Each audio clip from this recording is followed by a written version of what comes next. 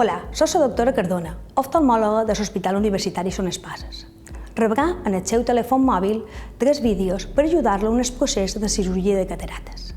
El primer vídeo és aquest, en el qual recordarem el que vam parlar a la consulta. El segon vídeo el rebràs dia abans de la consulta telefònica amb l'anestesista. I el tercer, després de la cirurgia, per fer unes recomanacions en l'ull operat.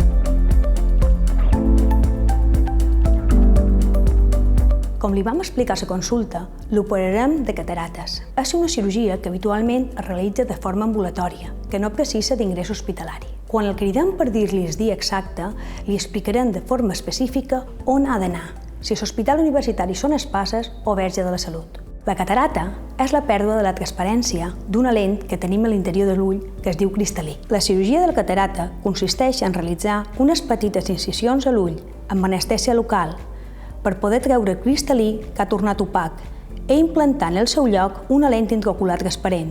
Una vegada treta la catarata, els raigs de llum enfoquen de manera clara a la retina. Per obtenir la millor visió, és possible que necessiti utilitzar ulleres de lluny i de prop. En el termini aproximat de 2 mesos, rebrà una cridada de l'infermera per realitzar el preparatori telemàtic de la cirurgia. El dia abans rebrà un vídeo en el seu mòbil per donar-li les recomanacions de lo que tindrà que tenir preparat per quan rebi la trucada.